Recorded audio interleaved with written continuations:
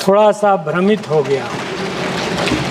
जिस तरह से स्वास्थ्य मंत्री रोजी पिक्चर पेश कर रहे थे और ट्रेजरी बेंचों की थपथपाहट आ रही थी, इसको सच मानूं या जो रोज़ कैंसर पीड़ित गरीबों के लिए अनुशंसा लिखता हूं स्वास्थ्य के लिए, उसको सच मानूं? अभी इन मेज़ों की थपथपाहट को सच मानूं या कोरोना काल में स्वास्थ्य सुविधाओं का जिस तरह से अभाव हुआ और लाखों लोग मरे देश में, उसको सच मानूं? इसलिए थोड़ा सा कंफ्यूज हो गया हूं कि क्या सच है। स्वास्थ्य बजट पर अपनी बात रखना चाहता हूं और थोड़ा सा भ्रमित हो गया।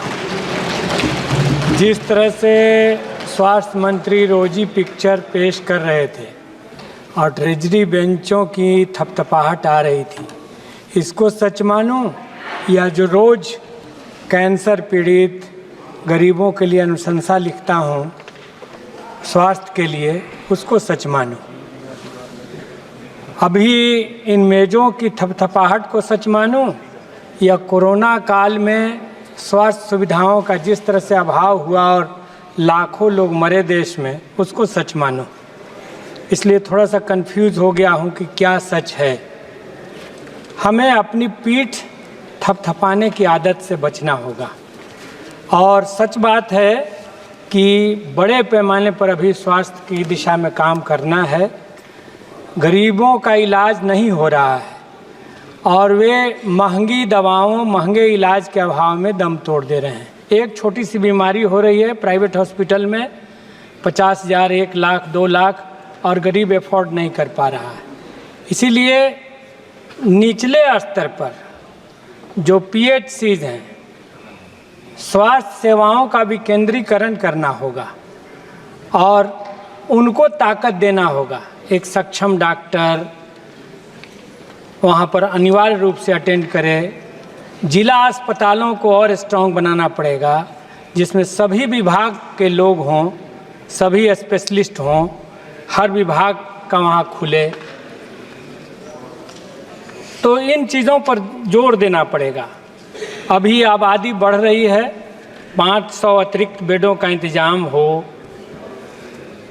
और हम ये कहना चाहेंगे कि हार्ट और किडनी की बीमारी का जिलों में इलाज हो। इससे ऊपर में जो महानगरों में बड़े अस्पताल हैं, उन पर जो लोड बढ़ जा रहा है, उससे भी निजात मिलेगा। और मॉड्यूलर OT, मॉड्यूलर IT, आई का OT, आधुनिक मशीनें, ये निचले स्तर पर बहाल करने की ज़रूरत है। बिहार में जो सघन आबादी है और जिस तरह से दिल्ली एम्स पर आज भी बिहार के मरीजों की बड़ी तादाद आती है। दरभंगा में एम्स की घोषणा हुई लेकिन आज तक वो पूरा नहीं हुआ, चालू नहीं हुआ। इसके साथ साथ हम ये मांग करेंगे कि गया में, पूर्णिया में, रोहतास ज़िले में, शाहाबाद में एक एम्स बने। प्रखंड स्तर पर जो सुविधाएं उनको बहाल की जाएं और जिनको हमने कोरोना वॉरियर कहा, आशा कार्यकर्ताओं का, हम उसके बाद क्या किए? उनको कितना वेतन दे रहे हैं, कितना मानदेय दे रहे हैं? तो केवल इस तरह से मत करिए। जो निचले स्तर पर दिन रात मेहनत करते हैं उनका मानदेय बढ़ाइए कि उनकी काम में रुचि बढ़े। और निचले स्तर के जो स्वास्थ्य कर्मी हैं उनके बूते स्वास्थ्य सिस्टम चल रहा है, तो आप नर्सों का, आशा कार्यकर्ताओं का, इनका मानदेय बढ़ाइए। डेहरी में, दाऊदनगर में, हसपुरा में, हमारे क्षेत्र में हॉस्पिटल्स हैं लेकिन वहाँ भी डॉक्टरों का अभाव, अन्य सुविधाओं का अभाव हम देखते हैं, तो उनको आप दूर करें। आरा जो हॉस्पिटल है, माननीय सांसद हमारे दल के बगल में बैठे हैं, चारों ओर नाला है।